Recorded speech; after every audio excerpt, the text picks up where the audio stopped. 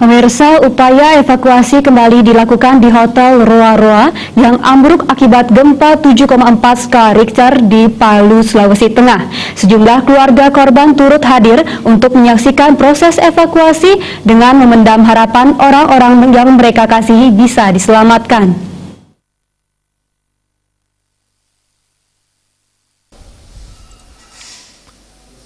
Upaya evakuasi korban di Hotel Roa Roa melibatkan sejumlah pihak terkait, diantaranya Basarnas dan TNI. Keluarga korban turut hadir untuk menyaksikan proses evakuasi dengan harapan anggota keluarga mereka bisa diselamatkan. Salah satunya adalah Bapak Hans Bobonggoi yang sejak Sabtu lalu berada di Hotel Roa Roa.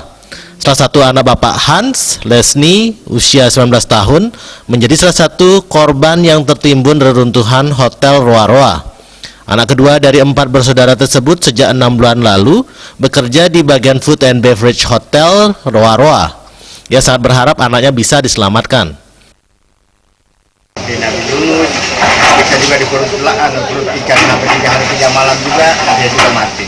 Jadi ini di perut bumi selama itu sudah 6. Sementara owner Hotel Roa Roa, Denny Lim, menginformasikan mengenai kondisi hotel dan jumlah reservasi sebelum gempa yang diharapkan bisa membantu proses evakuasi. Kemudian ada 26 kamar yang belum terdata.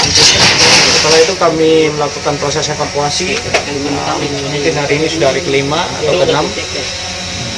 Ada sekitar 21 lagi yang ditemukan. Proses evakuasi juga dilakukan di Mall Tatura Ramayana Palu. Terlihat sejumlah kendaraan roda 2 dan roda 4 mulai berlalu lalang di jalan raya.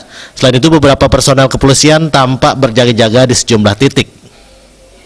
Tim Liputan Bali.